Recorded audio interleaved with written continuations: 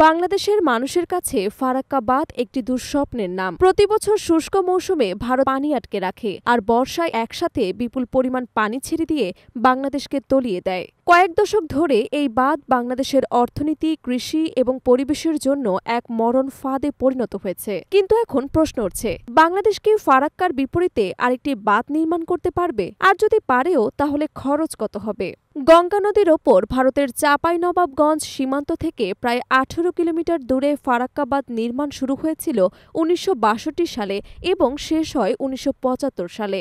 ২.৩ kilometre দীর্ঘ এই বাঁধ নির্মাণে ব্যয় হয়েছিল প্রায় ২৮০ বিলিয়ন মার্কিন ডলার।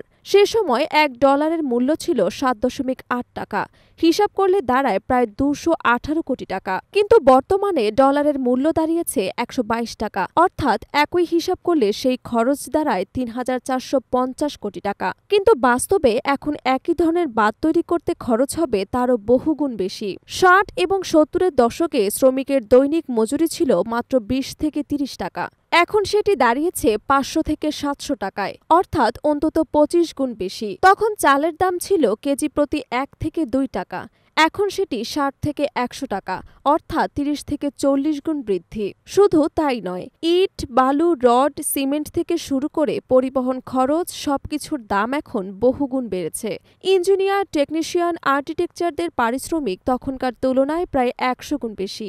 এসব হিসাব ধরলে দেখা যায় দ্বিতীয় ফারাক্কা বাঁধ নির্মাণে প্রায় ১০ থেকে ১২,০০০ কোটি টাকা লাগতে পারে। ডলারের হিসাব করলে দাঁড়ায় প্রায় ১ থেকে ১.৫ বিলিয়ন মার্কিন ডলার।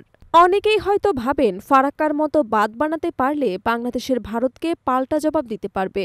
আসলে খরচই একমাত্র বাধা নয়, এখানে আছে আন্তর্জাতিক রাজনীতি, নিরাপত্তা এবং সামরিক শক্তির বিষয়ও। বাংলাদেশ পদ্মা সেতুর মতো মেগা প্রজেক্ট করেছে ৩০,০০০ কোটি টাকা খরচ করে। রূপপুর পারমাণবিক বিদ্যুৎ কেন্দ্রের মতো জটিল অবকাঠামো তৈরি হচ্ছে। তাই অর্থনৈতিকভাবে চাইলে বাংলাদেশ অবশ্যই দ্বিতীয় ফারাক্কা বাঁধ তৈরি করতে পারবে। কিন্তু সমস্যার জায়গা হলো নিরাপত্তা। এমন একটি স্ট্র্যাটেজিক স্থাপনা রক্ষা করতে হলে বাংলাদেশের প্রয়োজন অত্যাধুনিক যুদ্ধ বিমান, আকাশ প্রতিরক্ষা ব্যবস্থা এবং নৌবাহিনীর সক্ষমতা।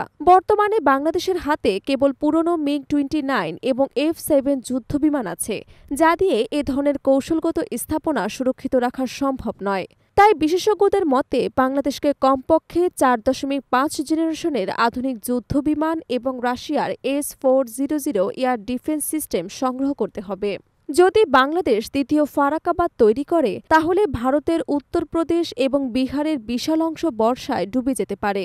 আবার শুষ্ক মৌসুমে গঙ্গার পানি প্রবাহ কমে ভারতের কৃষি এবং বিদ্যুৎ উৎপাদনেও বড় ধাক্কা লাগতে পারে। এ কারণেই ভারত সবসময় এ ধরনের পরিকল্পনা আটকে রাখার চেষ্টা করবে আন্তর্জাতিক চাপ তৈরি করে। প্রশ্ন হচ্ছে, বাংলাদেশ কি দ্বিতীয় ফারাক্কা বাঁধ তৈরি করতে পারবে? এর উত্তর হলো হ্যাঁ, অর্থনৈতিকভাবে সবই সম্ভব, কিন্তু রাজনৈতিক এবং সামরিক বাস্তবতা অনেক জটিল। তবুও বাংলাদেশের মানুষ মনে করে, ভারত যদি আন্তর্জাতিক আইন না মেনে পানি নিয়ে খেলতে পারে, তবে বাংলাদেশেরও পাল্টা জবাব দেওয়া উচিত। এখন দেখার বিষয়, বাংলাদেশ কি সত্যি পদ্মা সেতুর মতো সাহসী সিদ্ধান্ত নিয়ে দ্বিতীয় ফারাক্কা বাঁধের দিকে এগিয়ে যাবে, নাকি কূটনীতির টেবিলে লড়াই চলবে?